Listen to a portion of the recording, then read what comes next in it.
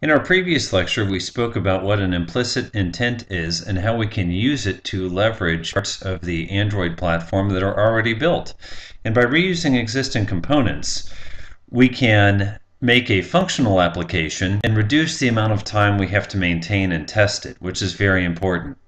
In this lecture, we're going to look at adding an implicit intent that is going to invoke the camera. And so we're going to do it on our GPS plant screen. The idea with this screen is that we find a plant somewhere, and by a plant I mean a physical tree that's been planted somewhere, a tree with unique characteristics like an age, a height, maybe planted by, things like that. So what we want to do is we want to describe the tree, and that's what we do in this first blank. We'll say maybe a tree at Fountain Square, and I just realized I misspelled that, so forgive me. Fountain Square. Yeah, I before A. But anyway, we want to say we found it at Fountain Square. We want to pick the plant that we found. We want to associate GPS with it, which we haven't done yet, but that will come in a future lecture. And also we want to take an image of the plant. Because it is a unique plant, we need to take a picture of it. So some changes that we need to do. We need to add a button to this layout to say take a picture. We also want to show a little thumbnail of the picture we took. Now a warning, this is the Android emulator, and I'm using the emulator because I'm recording this as a video. If I were not recording this, I would probably debug on an actual Android device. If you're using the camera, it's much easier to debug on an actual device. Just hook your micro USB cable into a USB port on your computer, and you can debug it like that. Well, on the emulator, the camera is a bit flaky. It doesn't work on all emulators, and even when it does work, it gives you a very goofy looking image. So those are a couple of cautions. Okay, let's start by adding the button. So I'm going to go to Eclipse. I'm going to click on Java View, and I'm going to go down to Res and Layout, and this is Activity GPS Plant. I'll give it just a moment to render. And it's rendered, so I'm going to click Control M, which will, with all these windows, it's a bit hard to focus, but if I click and Control M, we get to zoom up on it. I'm going to add a button. Now remember the rule. Okay, first of all, align left text view 1 below text view 1. That's fine. Remember the rule. When we add any component to a layout and we're going to program against that component, we want to change the ID as soon as possible. If we don't, we're going to have a lot of legacy code that's touching button 1, and button 1 is not going to make any sense. So we're going to change this to btn capture image. Okay. Let that refresh. And then we'll change the text from button to, let's change it to just something simple like take photo. So new string.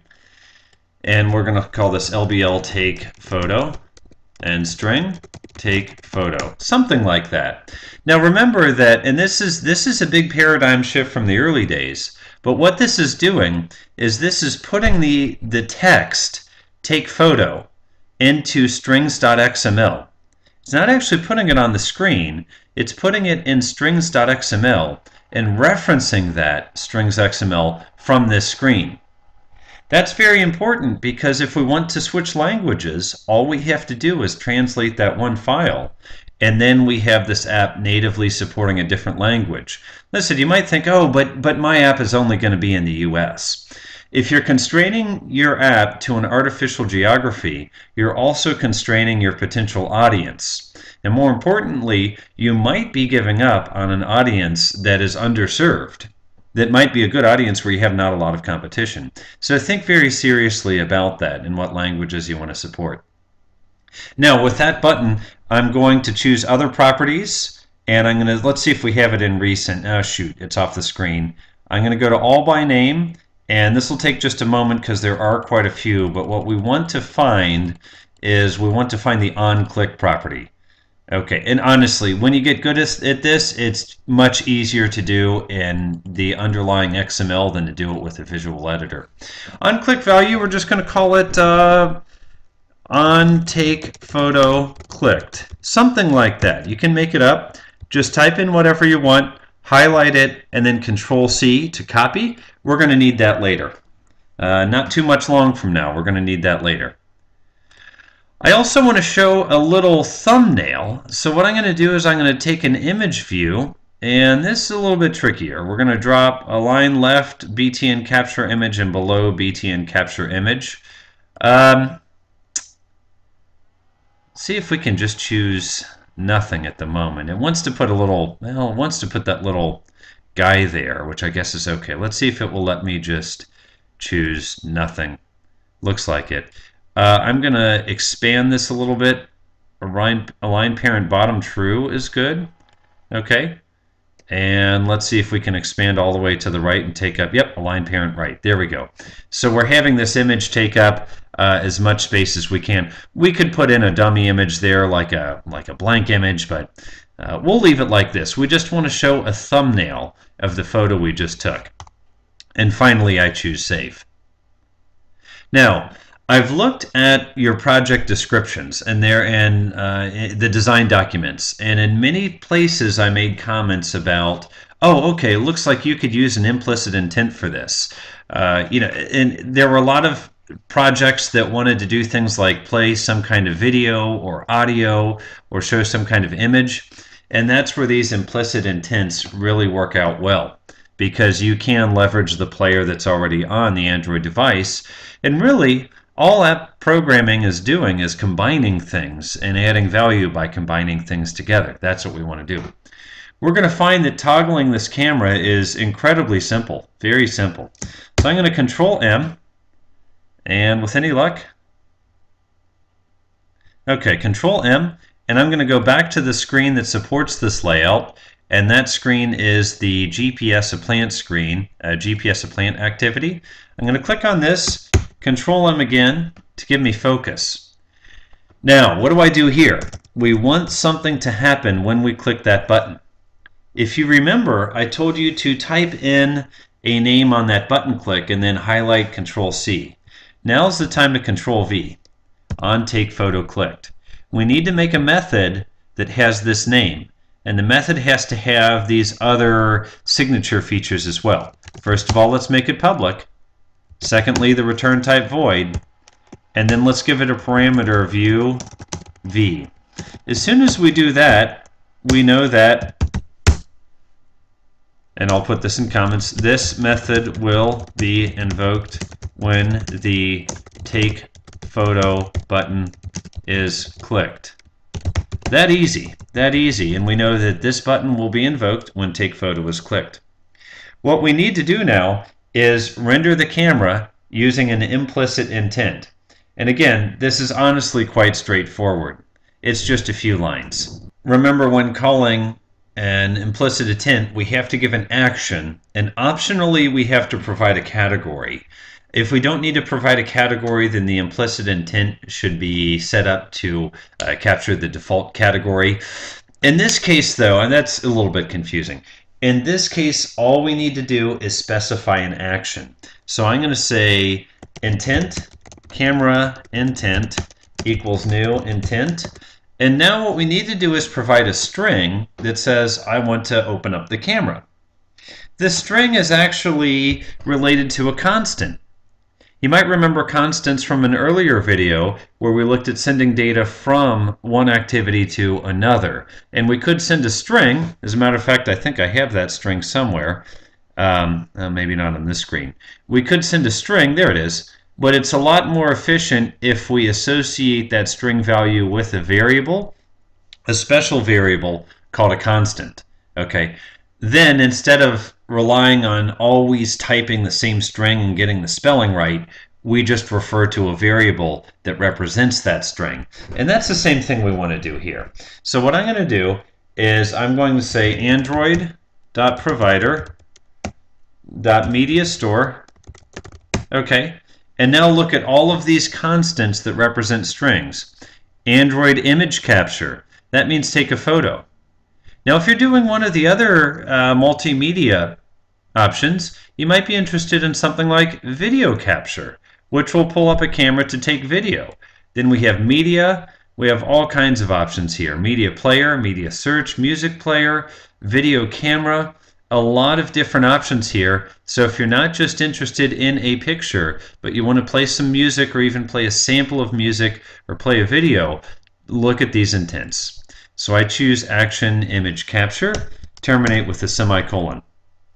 So I'm going to say use an implicit intent to invoke a camera. There we go. After that, I'm going to say start this intent and anticipate a result. Remember in a previous lecture we looked at how we could go from the GPS of plant screen over to the search screen, then to the result screen. We could click a result and it comes all the way back to this screen. Okay, we could click a result, it comes all the way back to this screen. As a matter of fact, allow me to disconnect the debugger here. Just 1 second. I'm going to disconnect the debugger so we can walk through that. It'll be a little bit faster if I disconnect the debugger. There we go. So remember how this works. We could choose select a plant. Okay, we go to another activity. And in the other activity, we're going to say plant is red bud. And then we hit search. We go to yet another activity. The activity is going to give us a result. We're going to click on the result, and that takes us all the way back to the first activity, and it populates this selected plant with the plant we selected. We did that by calling a method named startActivityForResult, which means I not only want to start this activity, but I'm expecting a result in return. The same thing's going to happen with this camera intent. We're going to call the camera intent, and we're going to want a result in return. We're going to call the camera intent, and we're going to expect a result in return. So what I'm going to do, and that result is going to be the image, honestly. What I'm going to do is say start activity. I'll just start typing, control space, and we're going to say start activity for result. The activity we want to start is the camera intent. Now the request code, remember that. We can start many activities like this for result. The request code is a way we put a unique identifier on this activity. So when we do hear back from it, we know which activity we're hearing back from. So it just has to be a unique number. Any number will do. I'd put 5. It really does. The number's really irrelevant. But let's not leave it at 5, because 5 isn't very descriptive. Let's associate this with a constant. I hold Control and press 1, and I'm going to choose extract to constant, and we're going to call this constant camera underscore result. So you see, camera result is a variable. The variable named camera result that is equal to the number 5 is much more descriptive than if we just had the number 5 there. Really, incredibly, that's all we have to do to invoke the camera. So I'm going to snap a breakpoint here so we can watch this when we click the button. The other thing we need to do is we need to handle the onActivityResult. Now, remember how I told you when we start an activity for result, we have to give it some unique number? Here's why. Take a look here. If we press the camera button, if we press the take a photo button, it's going to invoke the camera and bring back a result. But remember, we already have the search click button. And when we press that button, it's also going to give us a result. So this button that we've already had, the select a plant, is going to return a plant to us. The new button that we have, the take a photo button, will also return something to us, but it's going to be an image. We're going to have to determine which one is coming back on this onActivityResult method, because both the select a plant button and the take a photo button are going to return to us through this onActivityResult button. Notice here we already have logic set up for getting back a plant. We have that in an if test. What we can do now is we can add an else to this. Let's say else if. Okay. Now request code, what is that? That's this unique identifier that we passed in when we called the intent. So let's say else if request code equal. Remember in Java, to compare one value to another, you have to use the double equal sign, not the single equal. Single equal is assignment, double equal is comparison. if request code equal, and now here's where that constant comes in handy again. If request code equal camera, and I can control space to autocomplete. Okay, now let's do open curly, close curly. I'll put some comments to describe here. We have, whoops, take off caps. We are here because we have received a result from the camera. There we go. We are here because we've received a result from the camera. And I'll save. Okay, what do we want to do? So this is basically a callback. This is the method that gets invoked when we have received a result from the camera. So what do we want to do here? We want to take the information from the camera, and for now we're just going to display it as a thumbnail. Later on we can explore actually storing it to the file system, but for right now we're just going to display it as a thumbnail. So again, we just use a couple of lines. Remember this intent data that we get in the onActivityResult. Remember this thing called intent data. What that is that's any data that's coming back to us from the activity that we called. So what we're going to do is we're going to say data.get extras. Extras represent any data that's coming back to us. Get, and then just the string data. Okay. It's not very apparent, but what this is going to do, if I control 1, assign to new let's assign it to new field, that's fine. What this is going to do is return a bitmap that represents the image that the camera has taken. So I'm going to call this data type bitmap. Don't remember if that is capital M or lowercase m, but we'll find out shortly. And then we'll say plant image. Okay. And then I'm going to Control Shift O, and we'll see if that resolves. Looks like that did. So that did properly bring in our bitmap image. Okay, now this is one of those tricky things, and this is really, I know this is really tricky in introductory programming where we haven't studied in great depth all the data types. This is one of those tricky times where data.getExtras.get doesn't realize it's returning a bitmap, but it actually is. That's okay. The red line in Eclipse is here to help us. What we need to do is simply add cast to bitmap, and there we go. And now we're all set. The next thing we need to do is we need to display this image. And you know what? I've realized I've broken my own cardinal rule here. Let me Control M. I said as soon as you add a component to a screen, you should change its ID, and I did not do that. I did not do that on this image. I'm going to choose Edit ID. And you see right now it's ImageView 1. That tells us nothing. Let me change this to something more descriptive. IMG plant. How about that? Now we know it's an image of a plant. And also look at this Java right here. Look at this ID, r.id.imgplant. We're going to need to remember that, r.id.imgplant. But you see, IMGPlant is more descriptive than ImageView1. What in the world does ImageView1 mean? Okay, so I choose OK, and now we're going to go back and we are going to, we need to display this plant image in that image view. Okay, let me Control M so we can focus. I'm going to go back to the onCreate method because that's a good place to get reference to all the things on the screen.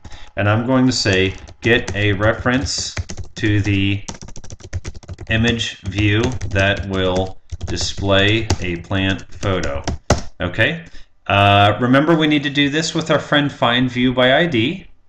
We can be a little quick about it though, because we're good, right? Find v, Control space, find view by ID. Remember, I told us we were going to need to remember r.id.imgplant, and here's where we're going to need it when we're calling back a reference to that. Image. Okay. I mouse on top of the method call, hold Control, press 1. Assign. We definitely want new field here. Just to remember, assign to new local variable means you can only use it in the method itself. Assign to new field means that you can use it in all of the methods in this class. And that's exactly what we need because we're going to be referring to this in the onActivityResult. So let's go ahead and say assign to new field. Okay. Now, we need to be more specific than view. We need to say ImageView, and then we'll call it IMG plant, like so. Once again, this is one, okay, Control-Shift-O to organize imports. And then this is one of those tricky things where Find View by ID does not know it's returning an image view. We have to tell it it's returning an image view. We have to do one of these casts. Again, Eclipse is here to help us. It sees a red line. It's going to make a helpful suggestion. Let's count on that helpful suggestion and have it make a decision for us. So we now have a reference to that image view. With that, I can wrap up what I need to do in onActivityResult. I can say IMG view, or what, I'm sorry, what I call that, plant, IMG plant, I think, IMG control space plant, set bitmap. Oh, is it set bitmap or set image? Set image bitmap. Almost got it. Plant image, and we're all set. So really, aside from changing the layout, to invoke the camera and get a picture from it is very simple. We need to do our onActivityResult. We need to do a couple lines in there, and we also need to start the activity. Really quite simple.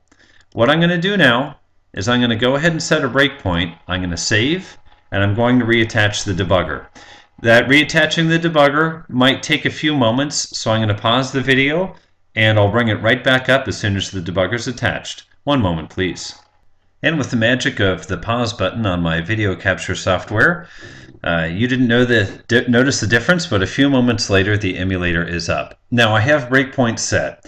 I'm going to click on take a photo, and that's going to take us into the method where we're invoking the camera. Just 2 lines, should be pretty fast. So I click take a photo. Sure enough, the debugger comes up, and really there's honestly nothing to see here. We create the intent, we start the activity, and what's next? The camera emulator comes up. Now again, the camera emulator leaves a little bit to be desired. It kind of has this interesting checkerboard. It does crash periodically. There are some people who have gotten the webcam to toggle when the camera emulator comes up. I've never had luck with that. I've tried that on 2 different computers. Definitely worth a shot. Maybe you have something newer than me. In any case, I go ahead and click on the button at the bottom, and let me, just a second. Okay, I've lowered the screen capture software so you can see what I see. I clicked on this button here. As soon as I do that, this checkbox comes up. I click on the checkbox which says, yes, I like that photo.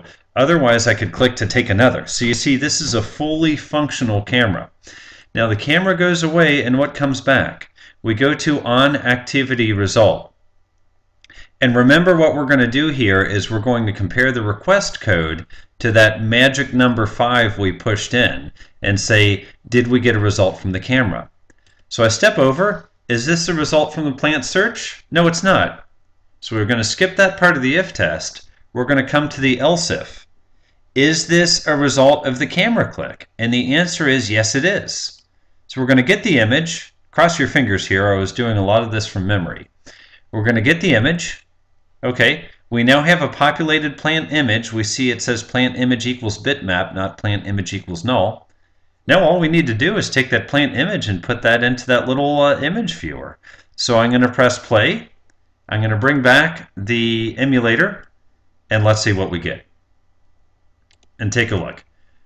Maybe not very pretty, but you see that. You see what it did is it took that emulated image and it's shown us a bitmap of it now in our GPS of plant screen. Pretty nice, and honestly, just a few clicks, just a few things we needed to do. So that's how an implicit intent works for a camera. Certainly it's very similar for the other multimedia things we're going to do, like video editing and sound and everything like that. What do you need? Let me Control M so we can focus on this. What do you need? We need to know what action constant to use. If you just go out and search for action constant, I also you can find them. I also put a link on Blackboard where you can look at them. We need to know what action constant. We may also need to know a category. We may also need to know data and type. In this case, all we needed was an action constant. We need our startActivityForResult. We need a constant that represents what we're calling. okay, what activity we're calling.